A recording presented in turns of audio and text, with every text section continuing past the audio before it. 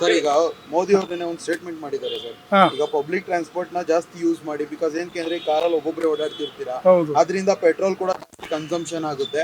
ಅದ್ರ ಬದಲು public vehicles use ಮಾಡಿದ್ರೆ ಪೆಟ್ರೋಲ್ ಸೇವಿಂಗ್ ಆಗಿರ್ಬೋದು, ಎಲ್ಲ ಮಾಡಬಹುದು. ಜೊತೆಗೆ ಪೆಟ್ರೋಲ್ ರೇಟ್ ಹೆಚ್ಚಳ ಆಗೋದನ್ನ ಒಂದು ಕಡಿಮೆ ಮಾಡಬಹುದು ಅನ್ನೋ ಒಂದು ರೀತಿಯಲ್ಲಿ ಹೇಳಿದ್ದಾರೆ ಸರ್. ಇದ್ರ ಬಗ್ಗೆ ನಿಮ್ಮ ಒಪಿನಿಯನ್ ಏನು ಸರ್? ಇಲ್ಲ, ಅದು ಈಗ ಪ್ರಸ್ತುತ ಇರ್ತಕ್ಕಂಥ ಸಿಚುವೇಶನ್ ನೋಡಿದರೆ ಅದು ಸೂಕ್ತ ಅನಿಸುತ್ತೆ.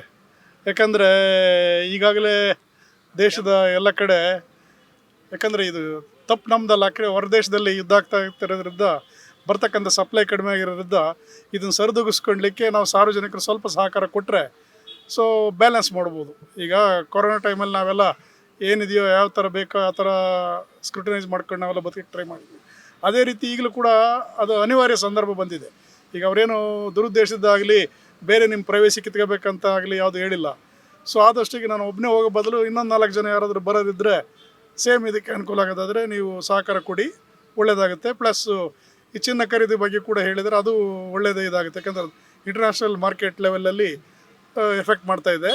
ಹಾಗಾಗಿ ಈಗ ನಿಮ್ಮ ಹಣ ಅಲ್ಲಿ ಹೋಗಿ ಸುಮ್ಮನೆ ಅಡುಗೆ ಮನೆಯಲ್ಲಿ ತಂದಿಟ್ಕೊಳ್ಳೋ ಬದಲು ಆ ಹಣನ ನೀವು ಸದುಪಯೋಗ ಪಡಿಸ್ಕೊಳ್ಳಿ. ಬೇರೆ ಈ ಡೀಸೆಲ್ ಪೆಟ್ರೋಲು ಕೂಡ ಅವಶ್ಯಕತೆ ಇದ್ದ ಕಡೆ ಮಾತ್ರ, ಅನಾವಶ್ಯಕವಾಗಿ ಸುಮ್ಮನೆ ದುಂದು ವೆಚ್ಚ ಇಲ್ಲಂದ್ರಲ್ಲೇ ಸುಮ್ಮನೆ ಲಕ್ಸುರಿಯಾಗಿ ಸುಮ್ಮನೆ ಇದು ಮಾಡೋ ಬದಲು ಆದಷ್ಟು ಕಡಿಮೆ ಮಾಡೋದು ಒಳ್ಳೆಯದು. ಇದು ಸಾಮಾಜಿಕ ದೃಷ್ಟಿಯಿಂದ ಮತ್ತು ಭವಿಷ್ಯದ ದೃಷ್ಟಿಯಿಂದ ಒಳ್ಳೆ ಸಲಹೆನೇ ಅಂತ ಹೇಳ್ತಾ ಇದ್ದಾರೆ. ಹಾಗಾಗಿಬಿಟ್ಟು ಯಾವುದೇನು ರಿಸ್ಟ್ರಿಕ್ಷನ್ ಮಾಡಿಲ್ಲ. ನಾವು ಈ ವೆಹಿಕಲ್ಗೆ ಹಾಕ್ತೀವಿ, ಯಾವ ವೆಹಿಕಲ್ಗೆ ಡೀಸೆಲ್ ಕೊಡ್ತೀವಿ, ಅಥವಾ ಈ ಗ್ಯಾಸ್ ಸಿಗಲ್ಲ ಅಂತೇಳಿ ಆಲ್ಟರ್ನೇಟಿವ್ ಬೇರೆ ಏನಾದರೂ ನಾವು ಮೊದಲು ಹಳೆ ಪದ್ಧತಿ ಏನಿತ್ತು ನಮ್ಮ ಸೌದೆ ಮೂಲಗಳನ್ನು ಉಪಯೋಗಿಸ್ಕೊಂಡು ಸರಿದೂಗಿಸ್ಕೊಳ್ತಕ್ಕದ್ದು, ಆಮೇಲೆ ಯಥೇಚ್ಛವಾಗಿ ಕರೆಂಟ್ ಉತ್ಪಾದನೆ ಆಗ್ತಿರೋದ್ರಿಂದ ಕರೆಂಟಿನ ಸ್ಟವ್ಗಳಿಗೆ ಉಪಯೋಗಿಸ್ತಕ್ಕಂಥದ್ದು, ಹೀಗೆ ಎಲ್ಲ ರೀತಿಯಿಂದ ಮಾಡ್ಕೊಳೋದ್ರಿಂದ ಜನಗಳಲ್ಲಿ ಒಳ್ಳೆಯದಾಗುತ್ತೆ ಮತ್ತು ಸಮಾಜದ ಸಮತೋಲನ ಕಾಯ್ದುಕೊಳ್ಬೋದು ಅಂತೇಳಿ ಹೇಳಿದ್ದಾರೆ. ಹಾಗಾಗಿ ಇದು ಒಳ್ಳೆ ಮಟ್ಟಿಗೆ ಇಂಪ್ಲಿಮೆಂಟ್ ಆಗ್ಬೋದು ಸರ್. ಇದು ತತ್ಕಾಲದಲ್ಲಿ, ಇದೇನು ಶಾಶ್ವತ ಮಾಡಿರ್ತಕ್ಕಂಥ ನಿರ್ಬಂಧ ಅಲ್ಲ. ಇದು ತತ್ಕಾಲದಲ್ಲಿ ಈ ಪರಿಸ್ಥಿತಿ ಬಂದಿರೋದ್ರಿಂದ ಸ್ವಲ್ಪ ದಿನದವರೆಗೂ ನೀವು ಇದನ್ನು ಮೇಂಟೈನ್ ಮಾಡಿ, ಅಟ್ಲೀಸ್ಟ್ ಮುಂದೆ ಯುದ್ಧ ನಿಲ್ಬೋದು ಅಥವಾ ಸರಾಗವಾಗಿ ಎಲ್ಲ ಸಪ್ಲೈ ಕೊಡ್ಬೋದು. ಅಂಥ ಸಂದರ್ಭದಲ್ಲಿ ಇದನ್ನು ನಾವು ಆಮೇಲೆ ನಮ್ಗೆ ಇಷ್ಟ ಬಂದ ರೀತಿಯಲ್ಲಿ ನಾವು ಇರ್ಲಿಕ್ಕೆ ಅವಕಾಶ ಇರುತ್ತೆ. ತತ್ಕಾಲದಲ್ಲಿ ಅವರು ಏನು ನಿಮ್ಮ ಸ್ವತಂತ್ರವಾಗಲಿ ನಿಮ್ಮ ಪ್ರವೇಶನಾಗಲಿ ಯಾವುದು ಕಸ್ಕೊಳ್ಳೋ ಪ್ರಯತ್ನ ಏನಲ್ಲ.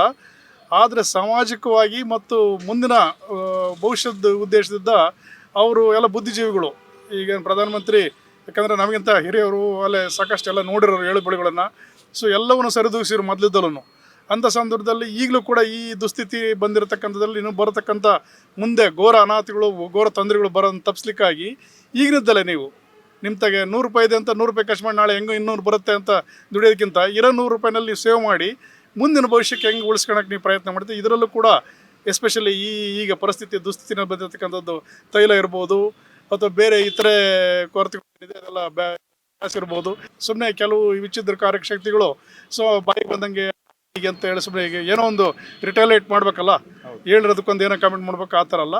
ಇದು ಸದುದ್ದೇಶವಾದ್ದು ದೇಶದ ಭವಿಷ್ಯಕ್ಕೆ ಮತ್ತು ಜನಗಳ ಹಿತದೃಷ್ಟಿಗೆ ಕೊಟ್ಟಿರ್ತಕ್ಕಂಥ ಸಲಹೆ ಅಂತ ನನ್ನ ಅಭಿಮತ.